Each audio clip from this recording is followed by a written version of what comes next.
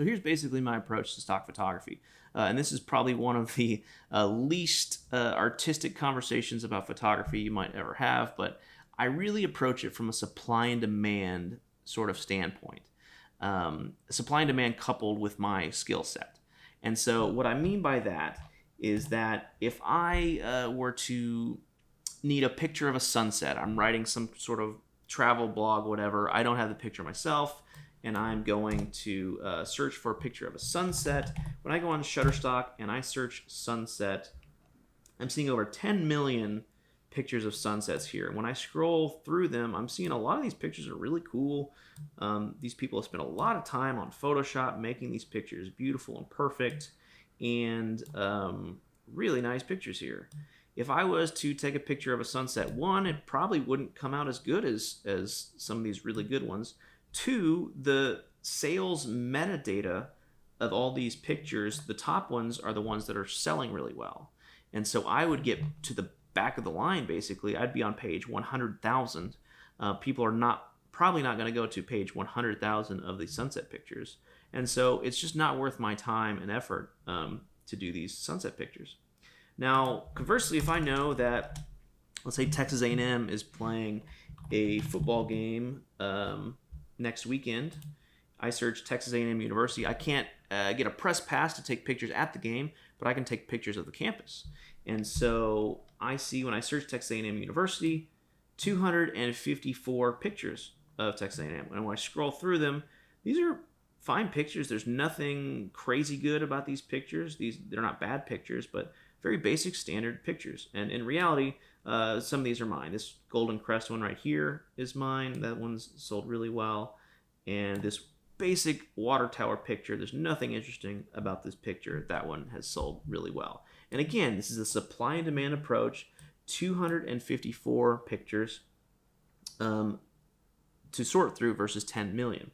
And basically, another thing to keep in mind with stock photography, when you do these pictures or videos, you always will classify them as either commercial content or editorial content. And my approach to stock photography is an editorial content approach.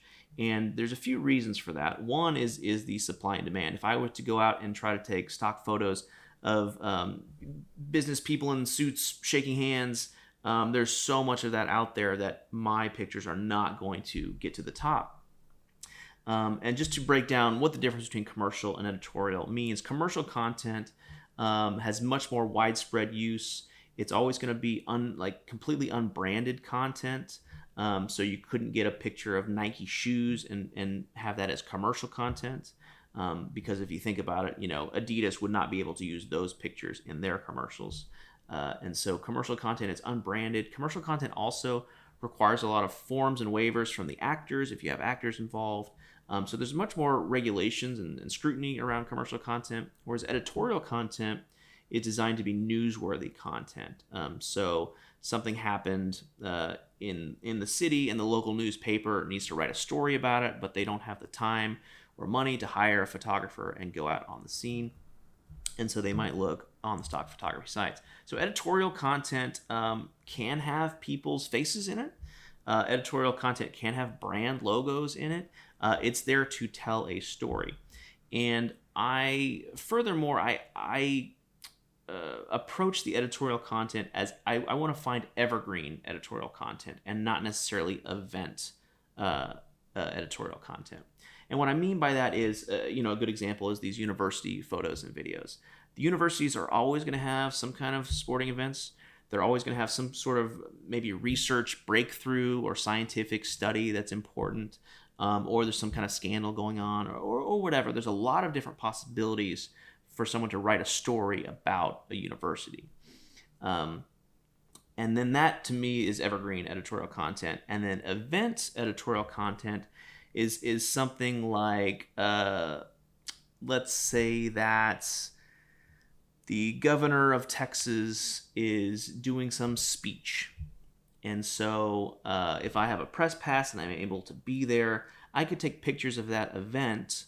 And those pictures might be very valuable in the next week or two while reporters are reporting on that event. However, in 2 months from now, in a year from now, people are not going to be reporting about that event. However, if you do go to an event, you can, depending on how you frame things, you can take evergreen editorial content as well as event editorial content. And what I mean by that is if Governor of Texas is speaking, if you get really wide pictures of the banner with the event name, of everyone there in attendance, and you're really kind of telling the story about the event, that is going to be more valuable in the near term, but less valuable in the long term. But if I get in tight and just get a shot of the governor's face, then that content is more evergreen content. You know, in a year from now, there could be a story about him. In 2 years from now, there's a story about him. So you definitely want to think in terms of the long tail of sales versus just this is going to sell for a week or two. So that's kind of basically my approach. Again, there's nothing sexy about it. It's really supply and demand. If you were to, look at some of my catalog, some of my pictures here, some of these pictures are nice and artistic, but others are pictures of a sign of a stadium, and some of these have sold very well. So again, these are basic pictures that really anybody could take with a phone or any kind of basic camera, and these have done very well. So again, supply and demand, there's nothing sexy about it, but when it comes to passive income, it is a really good approach.